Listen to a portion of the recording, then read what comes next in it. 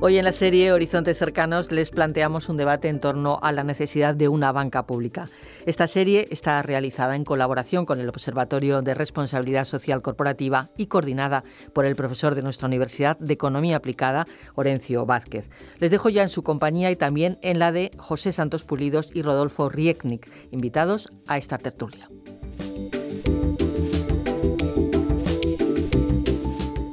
Bienvenidos a Horizontes Cercanos, un programa de debate sobre economía, el mercado de trabajo y las relaciones sociales que plantean importantes desafíos de futuro. Siempre he visto esas temáticas desde una perspectiva de sostenibilidad. Hoy vamos a debatir sobre un tema que está en la agenda, por lo menos en la agenda de ciertas organizaciones, no tanto en la agenda pública, pero sería deseable, sí en otros países, como es el tema o el caso de la banca pública. Debatiremos con nuestros invitados sobre la necesidad de una banca pública en España, las diferentes posibilidades que tenemos para crear esa banca pública y el por qué o cómo podría contribuir a un modelo económico desde una perspectiva de sostenibilidad ese modelo bancario.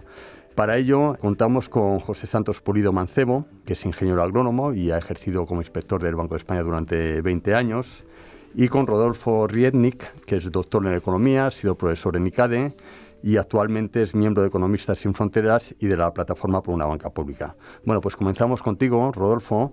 ¿Cómo surge la plataforma y por qué entendéis que hay una necesidad de un banco público? Bueno, buenos días, muchas gracias. Voy a ser concreto. La plataforma surge en realidad casi, yo diría, voy a ser un poco grandilocuente, por una necesidad casi social. La banca pública está siendo progresivamente liquidada.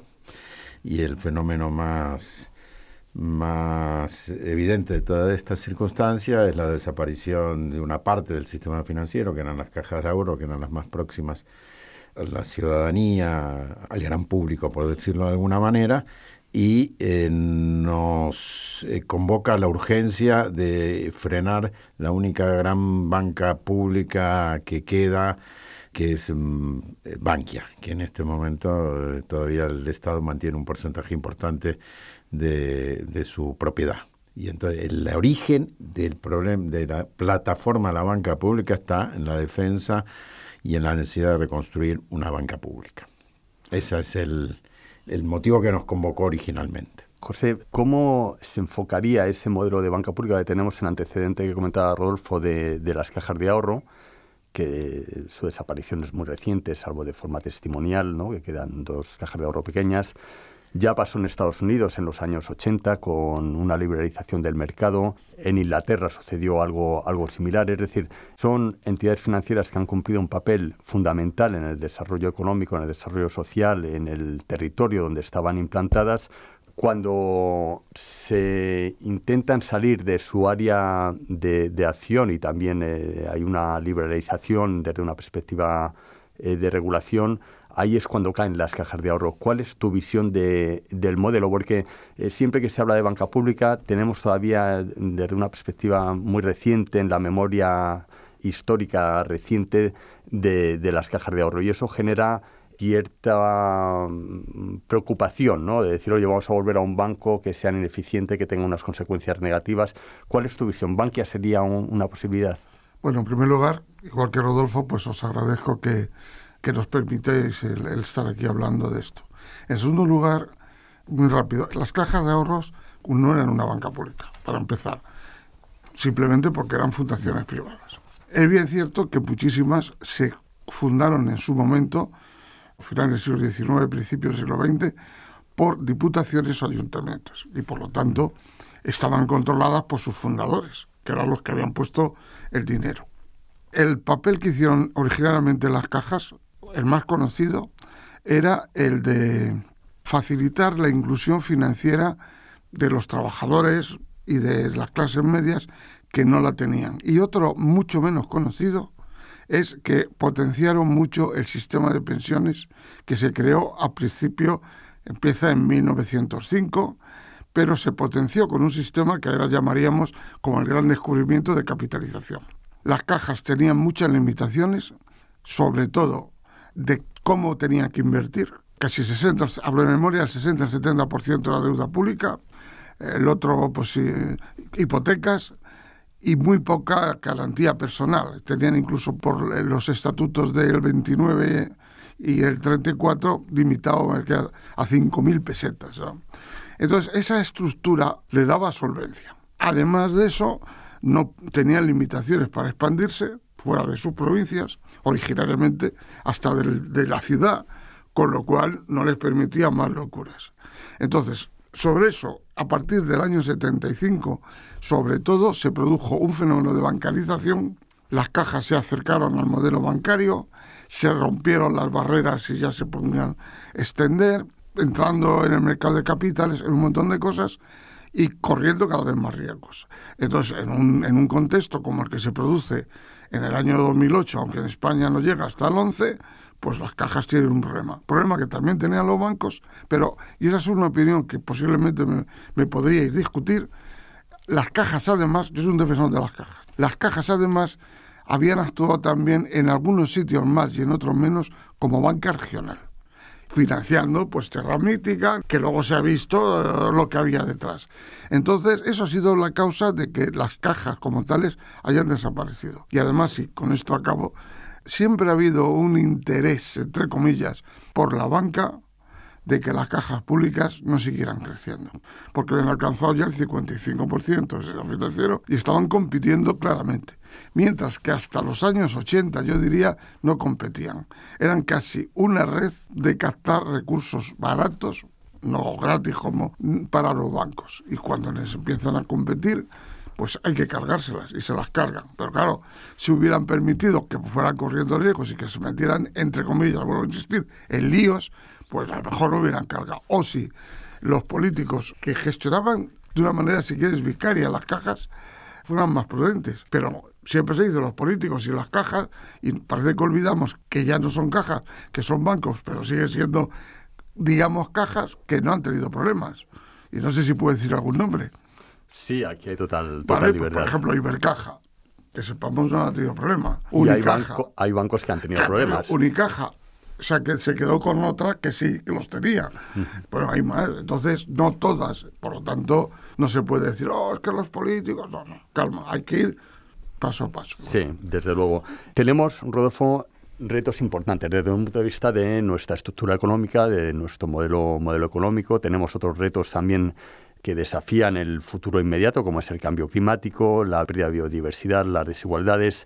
Todos estos problemas, y así lo dice la Comisión Europea en un informe que publicó recientemente, necesitan de una intermediación de los recursos que vaya canalizada hacia un determinado modelo productivo, diferente, ¿no? Eso se podría solventar con la banca pública. ¿La banca actual tiene esos incentivos para invertir en esas inversiones, en esos proyectos que se requiere para luchar contra esos retos que tenemos planteados?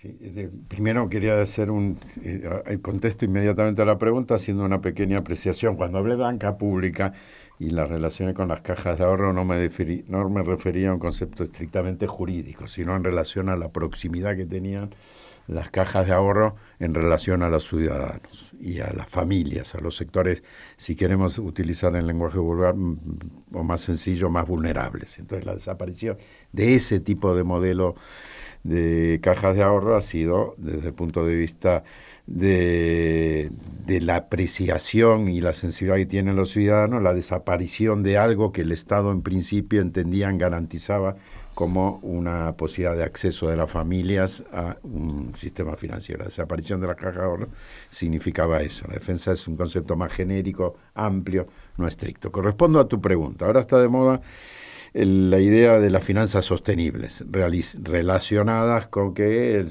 sistema financiero financie proyectos de tipo sostenible. Ahí yo aclararía dos cosas. Primero, la economía sostenible todavía no existe.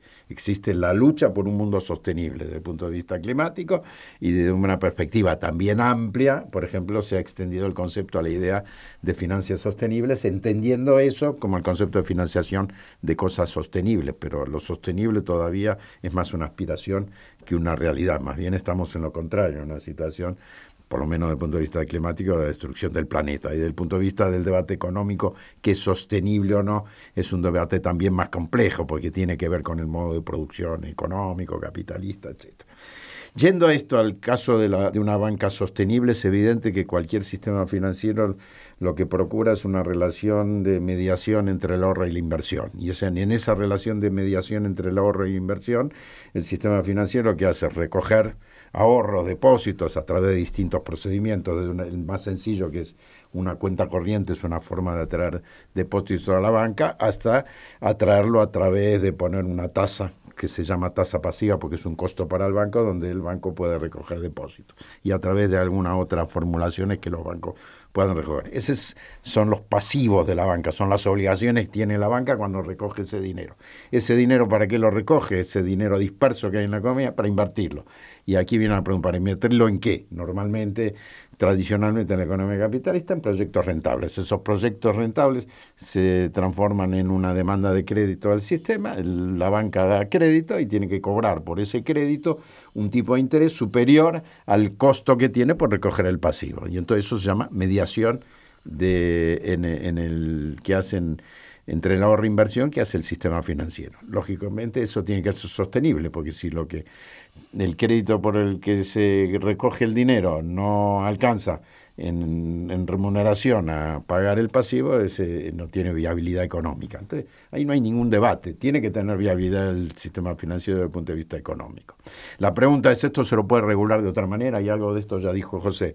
Se puede regular la expansión del sistema financiero, se puede regular los precios que cobra y que paga el sistema financiero. Se puede. Hasta en la época del franquismo, vamos a decirlo abiertamente, el sistema financiero público, y lo digo también genéricamente porque no tenemos tiempo para algo más concreto, se financiaba en gran parte por lo que se llamaba coeficientes obligatorios de caja. Cogía parte del dinero que había en el sistema financiero y le obligaba el gobierno, a través de una regulación determinada, a que ese dinero fuera al Banco de Crédito Agrícola, al Banco de Crédito a la Construcción, etcétera, etcétera, y esos bancos terminaban financiando, como tenían un pasivo barato porque lo recogían reguladamente a un precio determinado, lo terminaban invirtiendo también a un precio determinado. Esa era la realidad y se puede construir un sistema regulado financiero que financie, y con esto concluyo a tu pregunta, lo sostenible. Hay que determinar las dos cosas. ¿Qué es lo sostenible? Por un lado, desde el punto de vista de dónde se pone el dinero, y que el sistema regulado también sea sostenible. Y José, ¿cuál sería el modelo adecuado para evitar riesgos que indudablemente existen de una gestión inadecuada y para favorecer el papel que nos ha contado Rodolfo que debería cumplir esa banca pública? Bueno, no hemos comentado lo que sí que sería más una banca pública, aunque se conocía como banca oficial, que eran los bancos de crédito agrícola, crédito a la construcción, etcétera. Que además la mayoría no eran públicos. Hasta el año 62, que se nacionalizaron junto con el Banco de España. Ellos trabajaban centrándose en un sector, sería el equivalente a la sostenibilidad, y una vez que fueron públicos, pues dependían del Estado, dependían del ICO, etcétera. Eso podría ser una especie de referencia para el futuro, pero es que realmente lo más complicado de gestionar la nueva, vamos a decir, pero hay que hablar de banca pública, que sería el sistema, el conjunto, y bancos o entidades públicos, que serían los componentes. Ahora mismo en España existe una banca pública formada por un banco público, que se llama ICO. Uh-huh. Bueno, supongamos que hay 14, 15 bancos, regionales, no regionales. El problema, como se ha visto, es de cómo lo que ahora se ha puesto de moda, la gobernanza. Estar seguro que esas personas que están al frente de esos bancos, esas entidades, se pueden equivocar y pueden ser hasta malos gestores, pero no malintencionados. Entonces eso, en el ámbito de la plataforma, yo me permito actuar como portavoz, es centrar algún mecanismo de control ciudadano. Algún organismo que se cree con el nombre, pues yo qué sé, de Consejo Ciudadano o lo que sea, que haga un control a posteriori de qué se está haciendo y también, aunque sería menos importante, una planificación previa. Quitando eso, esos bancos públicos van a trabajar igual que un banco privado. Si son bancos de depósitos o bancos comerciales, como se llaman también, pues abrirán cuentas corrientes, darán tarjetas de crédito, todo lo que haga falta. Y ese dinero pues lo dedicarán pues a lo que le dedica la banca comercial normalmente. ¿Qué es un banco de inversión? Que la plataforma no apoya, pero bueno, suponiendo que lo haga, cogerá dinero del mercado de capitales o incluso de Hacienda directamente, ¿por qué no? Y lo prestará a proyectos productivos. Pero estamos en lo mismo. Tiene que haber un control ciudadano, y nosotros decimos ciudadano, para que diga, bueno, muy bien, es que tú has cogido 10.000 millones de euros y lo has metido en un parque de atracciones. O lo has metido en un aeropuerto. Vale, es discutible. Pero lo peor es que además de financiar el aeropuerto, has financiado a un montón de gente alrededor para que hagan pisos que se supone que se van a vender cuando el aeropuerto esté funcionando. Y entonces tiene que haber alguien que diga, no, mira, esto no puede ser. Porque ni si a lo mejor el aeropuerto no viene, a lo mejor los pisos no se hacen y tal. Y eso creemos que solamente algún mecanismo de control ciudadano que no hemos diseñado nosotros es la mejor solución. Pero tiene cierta complejidad. El mecanismo tiene que instrumentar la participación, ¿no? Y además son cuestiones que requieren de ciertos conocimientos de carácter técnico, ¿no? En el caso que hemos tenido, haciendo un breve inciso en España con los años de expansión económica, ya en el Servicio Inspector del Banco de España ya alertaba sobre un recalentamiento de la economía, es decir, ya el problema fallaba en esa gobernanza, ¿no? En la verdadera autonomía e independencia a lo mejor del Banco de España con respecto a la situación de coyuntura política o económica. No sé qué opináis en este sentido. Ya que estamos en la UNED, yo creo que, José, por ahí estamos. Hay que desmistificar un poco las cosas. Lo difícil es la economía real, no la economía. Ni el dinero es un problema difícil, ni las finanzas, entiendo yo, son un problema difícil. Lo complican con un lenguaje que asusta a la gente y la gente no entiende porque hay matemáticas alrededor de esto. Pero la realidad es la siguiente. El problema difícil es la economía. Para la mayor parte de la gente, los problemas de la economía, en términos financieros, ya no en términos reales, es poder acceder a una vida digna. Y una vida digna que es acceder mensualmente a que pueda, con los ingresos que tiene, desarrollar esa vida digna, desde el alimentarse, a la vivienda, a vestirse. Cuando nosotros hablamos de un sistema financiero próximo a los ciudadanos, tiene que ser un sistema público que facilite la vida de esa gente. Entonces, facilita la vida de esa gente, que sí que pueda tener un lugar donde desarrolla o pueda ejercer su actividad mínima económica de cobros y pagos. El sistema financiero, una parte, era un mostrador para hacer eso. Las cajas de ahorro en los pueblos servían para que la gente pueda pagar, por ejemplo, sus servicios públicos y no tener que ir complicadamente a pagarlos a no se sabe dónde y de qué manera, quitándole tiempo a su vida diaria. El sistema financiero tiene que ser algo que le facilite a la gente que con sus ingresos no llega a fin de mes a la posibilidad de tener un pequeño crédito que le permita cubrir sus necesidades básicas, supongamos de un electrodoméstico y el sistema.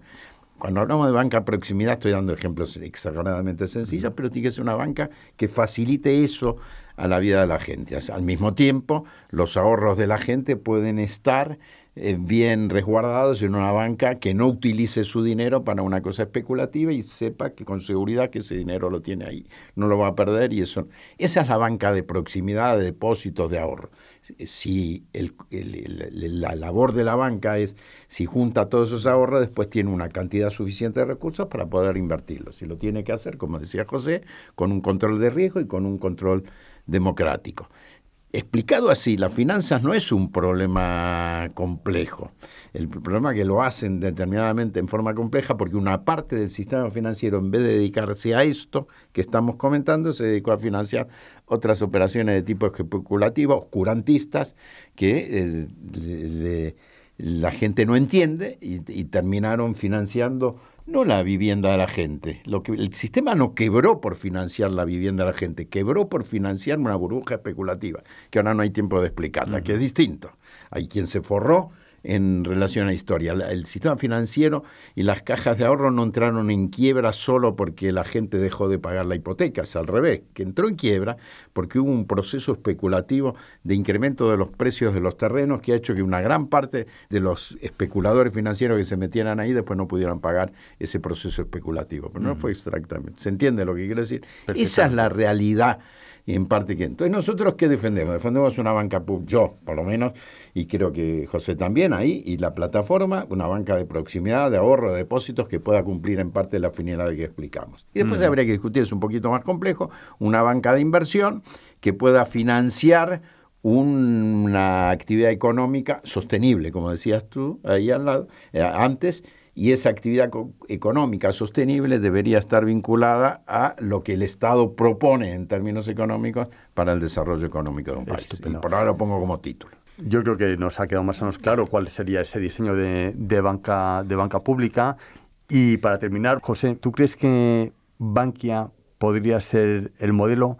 Y te lo pregunto con doble intención. Por un lado, por la oportunidad de que el Estado tiene una participación mayoritaria, que es una banca que está muy implantada sobre territorio, dentro de que también ha tenido su proceso de reestructuración, y también desde una perspectiva de anticiparnos a qué es lo que puede pasar en el futuro. Ahora mismo hay un cuestionamiento sobre el futuro de la banca comercial, con la entrada de las nuevas tecnologías.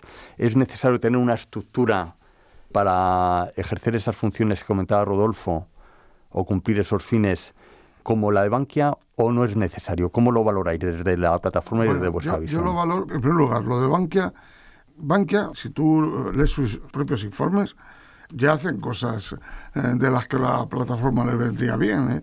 Tienen, por ejemplo, un crédito para proyectos de energías renovables un punto más barato y tal. Y sería una buena base para hacer esa banca pública que llama Rodolfo de proximidad, simplemente una banca pública de particulares. Tiene un problema Bankia ahora muy grande, y es que Bankia solamente está bien establecida en 4 comunidades autónomas. Por lo tanto, si mañana nos hicieran caso y dijeran Bankia ya va a ser pública, Bankia se va a gestionar como un banco público, ¿qué pasa con las comunidades que no tienen sucursales? Eso yo creo que hasta en la plataforma durante mucho tiempo no pasó desapercibido. Ese es el único problema que yo veo. Luego Bankia se tendrá que amoldar a la banca digital, a las criptomonedas, a lo que sea, igual que el resto de los bancos. O sea que es un buen punto de partida, pero ojo, no sería suficiente. Se tendría bien que comprar otros bancos regionales o hacer algo más para que hubiera igualdad entre todos los territorios, porque claro, yo creo que en Navarra no tiene ninguna sucursal, ni una sola sucursal ahora mismo Bankia. Claro, en Madrid, en Valencia, en Murcia y en Baleares tienes todas las que quieras.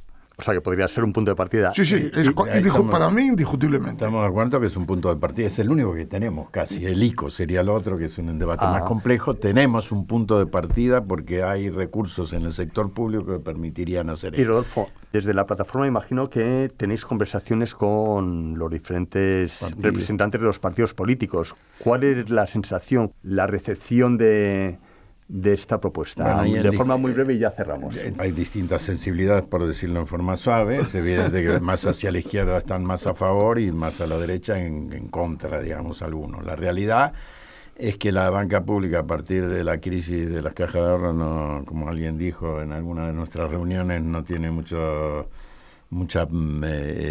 prestigio actualmente, y a veces no es difícil, hasta en la izquierda, defender la idea de una banca pública, pero creo que la realidad va a ser más importante que las ideologías y se va a imponer como una necesidad, porque creo que este sistema financiero expandido y en gran parte informal ahora, porque esto de la banca en la sombra y ese tipo de conceptos es una cosa peligrosísima que no sabemos exactamente hasta cuánto puede durar, porque está descontrolada. Está descontrolado por lo que financia, está descontrolado por la regulación que tiene, y en algún momento puede ser el motivo de otra gran burbuja descontrolada. En ese sentido, y con esto concluyo, la situación financiera todavía es más riesgosa que la que pasó en 2008, porque en 2008 había algo que rescatar que era conocida, que eran los bancos que quebraron. Si esa banca en la sombra que existe se va al garete, cosa que puede llegar a suceder porque está multiplicadamente descontrolada, la situación de descontrol financiero puede ser mucho más compleja. Con lo cual, si en paralelo al concepto de recrear una banca pública no hay un control de las finanzas en términos generales, va a ser muy complejo que esto salga adelante. Yo estoy con lo que ha dicho Rodolfo. Bueno, pues muchísimas gracias a los dos. Yo confío y creo que la banca pública va a ser una realidad en un futuro, como ya está pasando en otros países que hicieron ese proceso de reestructuración con anterioridad a nosotros y que están volviendo a plantearse y con iniciativas concretas este modelo. No podría ser de otra manera. Los bancos cumplen una función pública que hemos delegado la competencia en el sector privado y no puede ser de otra manera. Muchísimas gracias a los dos, ha sido un placer y os emplazo a que nos veamos dentro de un tiempo a ver cómo ha ido prosperando la propuesta. Gracias, Rodolfo, y gracias, José. Muchas gracias. Sin ningún problema, muchas gracias.